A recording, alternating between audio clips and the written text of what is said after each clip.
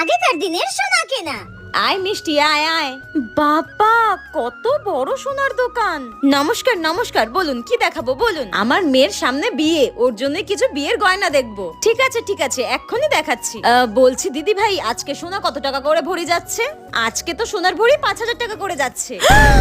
কি, 5,000 টাকা করে ভরি হয়ে গেছে? হ্যাঁ, দিন দিন তো সোনার দাম বেড়েই চলেছে। এই দেখুন না, কিছুদিন আগে ছিল 2,000 টাকা, এখন হয়ে গেছে 5,000 টাকা। হে ভগবান, কিছুদিন আগে যদি সোনাগুলো করে নিতাম 2,000 টাকায় করে নিতে পারতাম। মা ছেড়ে দাও, এত টাকা দিয়ে গয়না করতে হবে না। সোনা ছাড়া তো মেয়ের বিয়ে দিতে পারবো না।